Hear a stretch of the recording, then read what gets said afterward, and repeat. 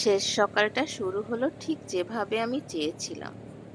সমুদ্রের পাশে দাঁড়িয়ে সূর্যটাকে জেগে উঠতে দেখা, এই আলো, এই ঢেউ, আর চারপাশের নীরবতা, সবকিছু যেন বলে আর একটু থেকে যাও। আজ কক্সবাজারকে বিদায় জানাবো, কিন্তু মনটা পড়ে থাকবে এখানেই। আসসালামু আলাইকুম এভরিওয়ান, কেমন আছেন সবাই? আবারও চলে আসলাম আপনাদের মাঝে আর একটা ব্লগ ভিডিও নিয়ে। আজকে বিদায়ের পালা। অনেকটা গল্প, অনেকটা সময়, অনেকটা মুহূর্ত কাটিয়ে ফেললাম এই কক্সবাজারে। তো আজকে সময় হয়ে গেল বিদায় নেওয়ার। তো সকাল সকাল দেখেন চলে এসেছিলাম বিচের পাড়ে, এখন বিচ থেকে হোটেলে বিচ থেকে ফিরে এলাম হোটেলে, আর ঠিক তখনই ঝরতে শুরু করলো বৃষ্টি। হয়তো কক্সবাজারেরও মন খারাপ, বিদায়ের দিনে ওর চোখেও একটু ভিজে গেল। তো ব্যাগ গুছিয়ে বেরিয়ে পড়লাম। আর রাস্তায় বের হয়েই মনে পড়ছিল লাল কাঁকড়ার বিচে হেঁটে যাওয়া, রামু রাবার বাগান, সেই পাহাড়ের পথ, আর মন্দিরের বটগাছ। প্রতিটা দিন ছিল ছোট ছোট মুহূর্তে ভরা, আর প্রতিটা মুহূর্ত ছিল এক একটা গল্প যা হৃদয়কে নাড়া দেয়।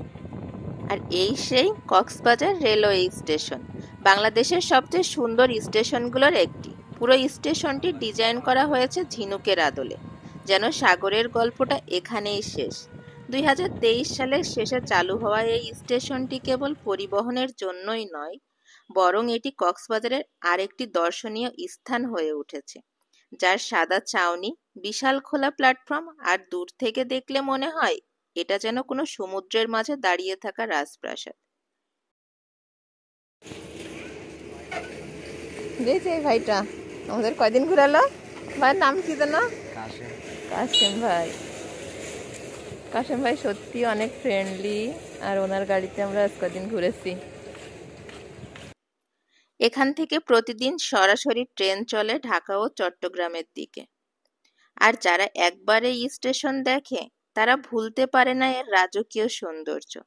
এই স্টেশন যেন কক্সবাজারকে বলে বিদায়, কিন্তু গল্পটা এখানেই শেষ নয়, আবার আসবো। তো আমরাও এগিয়ে যাচ্ছি কথা বলতে বলতে প্ল্যাটফর্মের দিকে। আমাদের ট্রেন হয়তো অপেক্ষামান আমাদের জন্য। তো চলুন আপনাদের সঙ্গে নিয়ে এগিয়ে যাই সামনের দিকে। চারিদিকে সৌন্দর্যটা মনকে ছুঁয়ে যায়। এ যেন শুধু এক স্টেশন নয়, এ যেন মনের শান্তি। বিদায়ও যে কখনো কখনো এত শান্তি দেয় সেটা জানা ছিল না। এত সুন্দর একটা জায়গায় বিদায়। কিন্তু আমাদের ট্রেন স্টেশনে অপেক্ষায় আছে আমাদের জন্য। প্ল্যাটফর্মটা অনেক সুন্দর ছিল, পরিষ্কার পরিচ্ছন্ন। তো এখন আমরা উঠে যাব ট্রেনে। এই যে আস্তে আস্তে ট্রেনটা যাত্রা শুরু করলো। ট্রেন ছুটছে আর আমি জানালার পাশে বসে ভাবছি কখনো একটা শহরও কারো প্রিয় হয়ে উঠতে পারে। আমার প্রিয়টা এখন কক্সবাজার। তো আজকে আমার বিদায়ের ভিডিওটা কেমন লাগলো? যদি ভালো লেগে থাকে লাইক, কমেন্ট এবং শেয়ার দিয়ে পাশে থাকবেন। আর ইউটিউব চ্যানেল থেকে দেখলে অবশ্যই সাবস্ক্রাইব করবেন, আর ফেসবুক পেজ থেকে দেখলে ফলো দিয়ে পাশে থাকবেন।